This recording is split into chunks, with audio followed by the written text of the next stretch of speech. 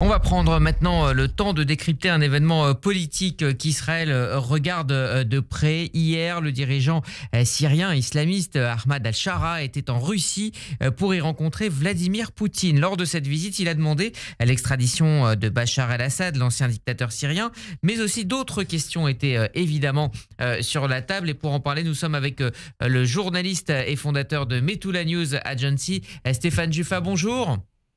Oui, bonjour Rudy et bonjour aux auditeurs téléspectateurs de Radio J. Merci d'être avec nous ce matin donc en direct. Est-ce que Israël doit se méfier de ces discussions entre Israël et la Russie? Israël, Rudy, doit se méfier de tout. Hmm. Dans une situation où tout le monde a son mot à dire et ceux qui ne l'ont pas cherchent à l'avoir, cherchent à ne pas être exclus du processus qui a commencé avec l'accord sur Gaza.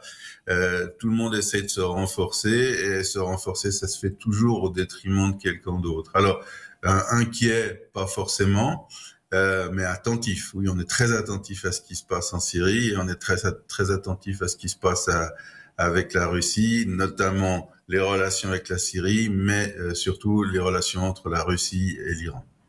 Alors, Israël agit-il encore aujourd'hui en Syrie? On se souvient de cet épisode autour des Druzes l'été dernier. Quelle est l'action d'Israël et la marge de manœuvre pour l'instant en Israël, enfin d'Israël plutôt militaire en Syrie? Bon, j'y étais la semaine dernière, alors je suis bien placé pour vous en parler. Israël contrôle des villages, d'une moyenne de population de 2000 à 3500 habitants, de l'autre côté de la rivière Yarmouk, c'est-à-dire en Syrie, pour protéger notre frontière de l'Est. Et bien entendu, on occupe la position du Hermon syrien, qui culmine à plus de 2800 mètres et depuis lequel on voit très clairement Damas et tous ses quartiers à une vingtaine de kilomètres de là. Donc nous sommes établis le long de notre frontière en Syrie et nous contrôlons pas, mais nous avons nos antennes dans la province druze de Soueïda, particulièrement avec des volontaires, des officiers de Tsahal volontaires, et qui sont allés aider leurs frères à s'organiser dans le canton de Soueïda pour résister à la pression constante des musulmans sunnites contre cet enclave. Voilà à peu près là où nous en sommes. Et puis on scrute sans arrêt ce qui se passe, les tentatives des terroristes de s'approcher de notre frontière, les mouvements de troupes, enfin tout ce qui peut se passer en Syrie et pas uniquement le long de notre frontière dans le Golan. Alors, on sait, hein, Stéphane Juffa, qu'un accord sécuritaire est en gestation entre Israël et la Syrie, en discussion. Qu'en est-il? C'est un petit peu ce que Al-Shara est en train d'aller chercher en Russie. C'est-à-dire qu'Al-Shara a un problème, c'est qu'il n'a pas assez d'hommes. Il a un tout petit nombre de miliciens ou de soldats, totalement insuffisant pour contrôler un pays de la taille de la Syrie. Et puis il a des alliés, mais il donne pas les ordres aux miliciens de ses alliés. C'est-à-dire ses alliés ont un chef, ils écoutent le chef, et c'est le chef, quand ça leur chante, qui obéit aux ordres d'Al-Shara. C'est très compliqué pour lui dans cette situation. Il les contrôle pas du tout en fait. Et l'incident qui s'est passé à Al-Soueïda démontre cela. Al-Shara n'avait pas du tout l'intention de déclarer la guerre aux Druzes d'Al-Soueïda. Il savait que ça allait endommager ses relations avec l'Occident, avec les États-Unis, avec Israël, et il a tout fait pour l'empêcher. Mais les miliciens ou les terroristes sur place ne l'ont absolument pas écouté, ont essayé de massacrer les Druzes. Voilà exposé de manière courte le problème d'Al-Shara. Il a besoin d'alliés comme on a besoin d'oxygène. C'est-à-dire que s'il ne se rapproche pas des puissances fortes du genre Israël, du genre Russie, et bien sûr du genre Turquie, il se retrouve seul, sans aucune possibilité, non seulement de contrôler le pays, le grand pays qu'est la Syrie, mais avec aucune possibilité d'avancer en direction de la province alaouite de Latakia, Druze au sud de Al-Souaïda, et surtout le Rojava, la partie kurde dans le nord de la Syrie. Il aimerait bien, il veut contenir la Syrie, il veut que la Syrie soit un pays. Il s'oppose à l'idée d'une fédération, mais pour cela, il doit être un leader fort, capable d'imposer sa loi dans un pays qui a subi une très très longue guerre civile. Et pour ce faire, il doit mettre au pas les autres communautés. Et ça, sans l'aide de Vladimir Poutine, des Israéliens et des Turcs, il n'y arrivera pas. Et puis, Rudy, il y a un autre paramètre qui est intéressant avec Al-Shara. C'est que il veut l'aide de ses voisins et de ses puissances, mais il veut pas tomber sous leur coupe. C'est-à-dire qu'il sait très bien que s'il est uniquement avec les Turcs, il doit obéir aux Turcs. Uniquement avec les Russes, il doit obéir aux Russes.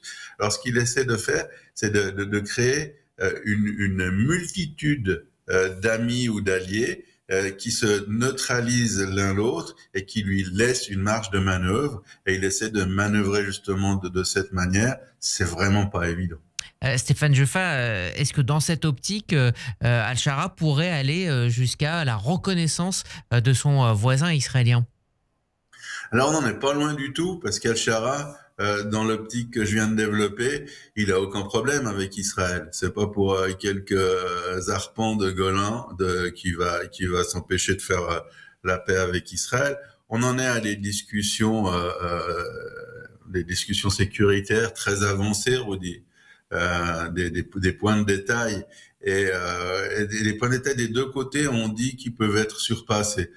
Il faut qu'on se demande ce qui va se passer après, et puis il faut surtout essayer de surfer sur cette vague du processus de pacification avec cet accord de Gaza, parce qu'aujourd'hui, c'est plus halal de s'allier avec Israël ou de discuter avec Israël. Même le Liban, qui l'a refusé pendant 30 ans, le président libanais a dit qu'on était obligé de commencer à parler, à négocier avec Israël. Ça veut bien dire ce que ça veut dire.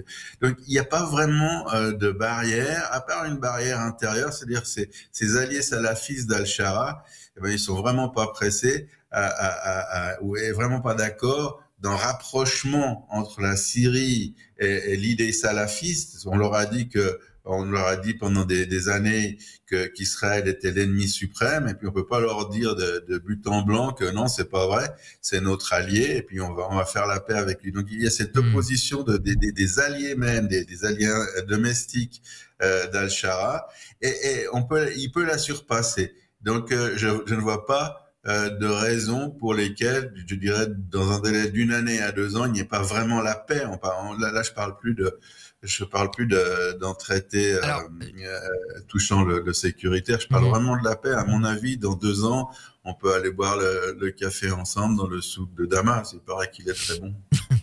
Eh ben, c'est tout ce qu'on espère. Et il nous reste quelques secondes. Justement, vous parliez du Liban. La nuit dernière, Israël a confirmé avoir frappé des dépôts d'armes, des infrastructures souterraines du Hezbollah dans le sud du Liban. Le Hezbollah qui ne semble pas vouloir se désarmer. Le Hezbollah, c'est comme le Hamas, leur marque de fabrique, c'est la violence, c'est l'opposition à Israël. S'ils ont plus d'armes et qu'ils peuvent plus s'opposer à Israël, ils n'existent plus.